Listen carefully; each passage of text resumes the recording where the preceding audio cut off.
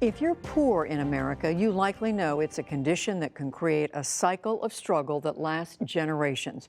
As John Yang reports, to break that trend, it is not just a matter of finding a good job, but also keeping it. And new challenges can arise by having a steady paycheck. This story is part of our Chasing the Dream series on poverty and opportunity.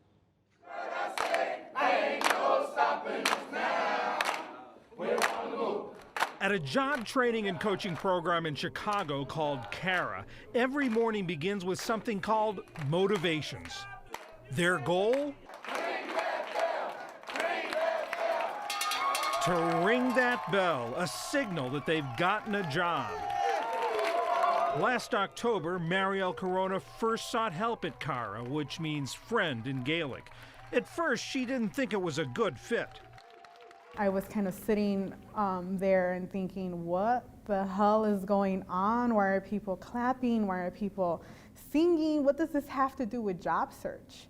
What does this have to do with professional development? Now that you've been through it, what does it have to do with job placement and professional development? Everything. It was transformations is what we go through the first 4 weeks of the CARE program, and it's basically all begins with the motivations. It's pretty much working yourself from the inside out. That has had such a positive impact on my family. My life took on a new beginning. For most of the people at CARA, getting a job can be a new beginning. Unlike Corona, many have battled addictions or been in prison. Despite their differences, she found a common struggle. We're all on the same boat as far as fixing yourself up and repairing yourself from the inside out. That we've all had, life threw us a curveball to all of us.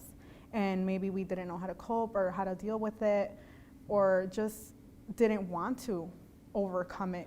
In her former job as a university administrator, Corona began going to work late and missing days altogether as she dealt with a family issue. She ended up getting fired, filling her with self-doubt. When I was terminated, that was just like a punch in the gut. I just felt like a failure. I had never been terminated from any position before. I was pretty much a rock star in my jobs. And I imagine that can't be a very good place to be looking at a job. If you're not feeling good about yourself, you can't make a prospective employer feel good about you. Exactly. You can't sell yourself, because you're just selling a bunch of lies. If you're saying, oh, I'm very confident, I'm outgoing, and no, you're not. It's just on the surface. It's an evaluation for both sides. Now she's had 3 job interviews. On this day, she prepared for another one with a coach. I had seen this first on the website. She's regained her confidence and refreshed skills like resume building and time management. Most in the program are looking for their first permanent job. For them, CARA specializes in finding transitional jobs, entry-level positions to give them not only specific skills and work experience and a paycheck, but also the personal attributes they'll need to hold a long-term job, what are called soft skills like time management and handling conflicts with coworkers. There are similar programs in 25 other states. FDR's first 100 days. It's an idea that goes back to the Great Depression when the New Deal Works Progress Administration, known as the WPA, hired the unemployed to build the country's infrastructure. Shovel-ready was the term President Obama used during the recession that began in 2008. Infrastructure projects ready to go. Now it's seen as part of the solution to helping people facing the biggest hurdles to landing a job, a criminal background or a spotty employment record. CARA helps with both. The idea is if a person can hold down a job for 1 year, they can find a job elsewhere. Their success rate, about 70%. The organization says that's higher than retention rates nationally. Maria Kim is the president and CEO of CARA. What's the bigger challenge, getting the job or holding the job for a year? I really think it's keeping the job over the long term. Our focus in that first year of employment is combating all of the challenges that might come in the way.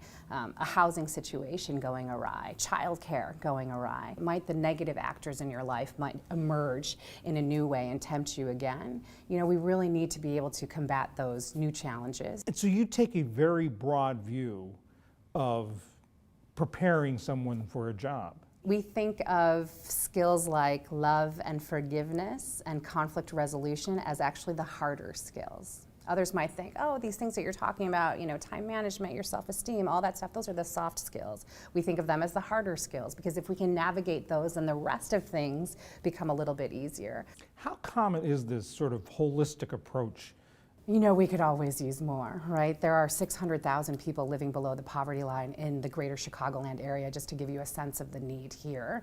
But where the money is coming from for us is from private investors, private philanthropy, but also our own social enterprises. So we own and operate our own for-profit businesses that help not just generate revenue, but create jobs for our folks as well.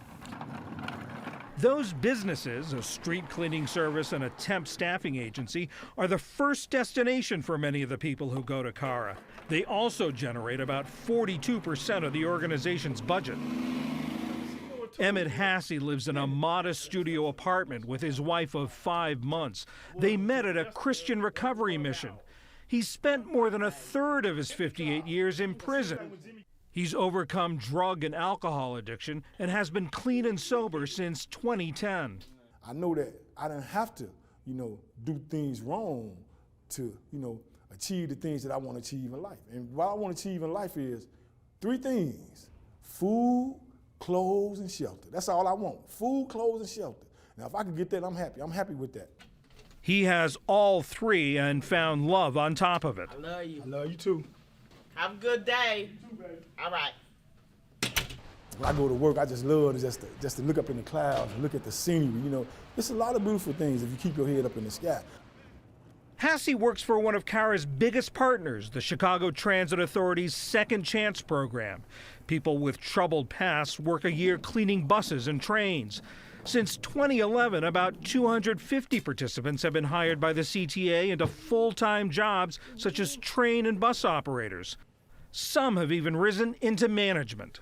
What I gained from CARA is an opportunity to change my life. But you have to be able to prepare yourself, and you have to be able to be available to do the things that you need to be done. They are opportunity, but then you got to do the footwork. If I just keep doing what I'm doing, in the end, something positive is going to come. It's hope for many people like Hassey who are trying to get back on their feet. Combined with good wages and social safety nets, transitional jobs like these are seen as keys to helping people get out of poverty and ring that bell of success. For the PBS NewsHour, I'm John Yang in Chicago.